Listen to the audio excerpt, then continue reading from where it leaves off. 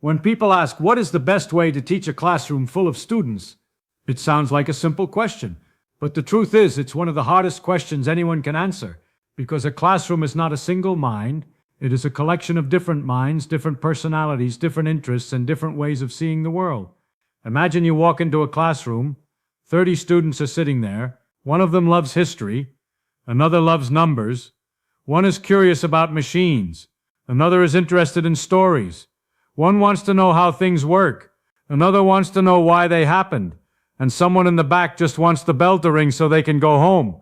So how do you teach all of them at the same time? Some people say you should teach from the history side. Start from where the idea came from.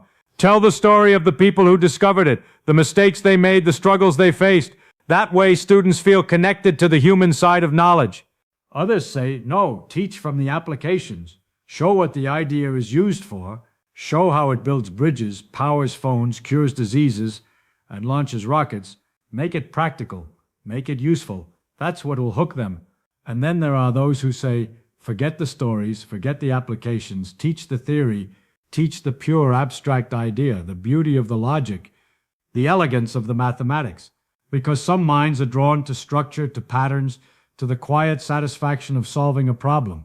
So which one is right? The honest answer is probably all of them. And at the same time, none of them. One way to think about teaching is to accept a certain level of chaos. Not chaos in the sense of disorder or confusion, but chaos in the sense of variety, a mixture of approaches, a willingness to try different hooks for different minds. You teach a historical story and half the class lights up, but the other half feels bored. Then you switch to an abstract explanation, and suddenly those students wake up, but now the history lovers are drifting away. Then you show a practical example and a new group becomes interested. But someone else is thinking, why are we talking about this? I just want the formula. So the trick is not to find the perfect method. The trick is to move between methods, to catch different students on different hooks as you go along. At one moment you tell a story, at another you solve a problem, at another you show a real-world application, at another you ask a question. If you can do it in such a way that you don't bore everyone at the same time, then you're probably doing okay.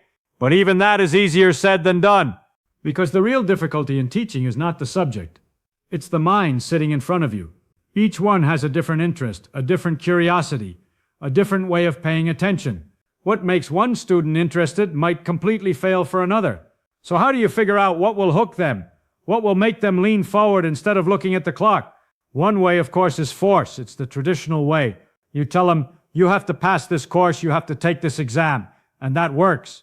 Many people go through school exactly like that. They study because they must, not because they want to. And to be honest, it is a very effective method. It produces results.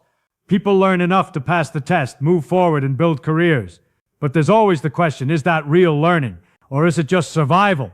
After many years of trying to teach, and trying all kinds of different methods, some teachers come to a surprising conclusion.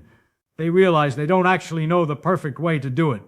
They experiment, they try stories, they try strict lectures, they try discussions, they try jokes, they try demonstrations. Sometimes it works, sometimes it doesn't. And that's where the most honest answer lies. Teaching is not a solved problem. To understand this better, think about a simple example from everyday life. Imagine a father putting his young son to bed. The boy is small, curious, full of imagination. So the father starts telling him stories, but not ordinary stories. He invents them on the spot. He talks about tiny people only a few inches tall who live inside the house. They go on picnics. They travel through forests made of tall blue trees with no leaves, just long soft stalks rising up. The boy listens, fascinated. He starts to imagine it.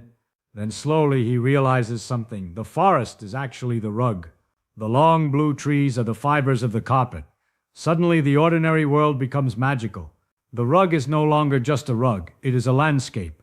The father continues, the tiny people enter a moist cave where cool air goes in and warm air comes out. The boy imagines the place, it's dark, wet, and alive with movement. Then he learns the truth. The cave is the inside of the dog's nose. Through these stories, the father is teaching his son about the world, about textures, air, temperature, even a bit of physiology. But the boy doesn't feel like he's being taught, he feels like he's going on adventures.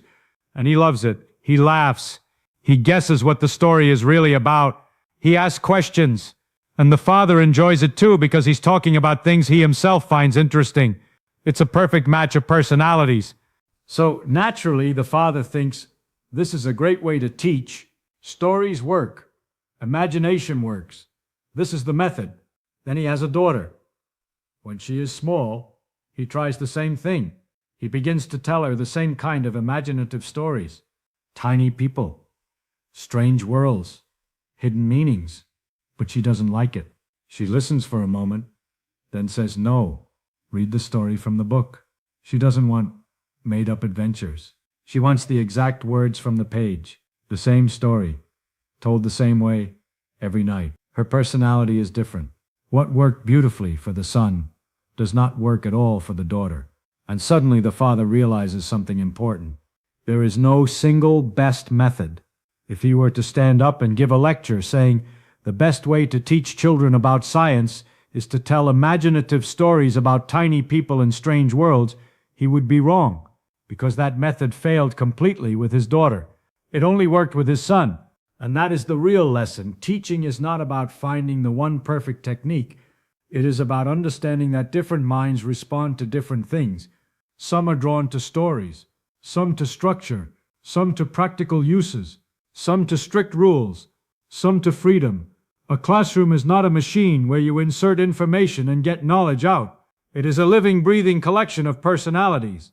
So maybe the best teaching method is not a method at all. Maybe it is a willingness to be flexible, to try different approaches, to move between history, theory, and application, to tell stories sometimes and solve equations at other times, to accept a little chaos, because in that chaos each student might find the hook that pulls them into learning.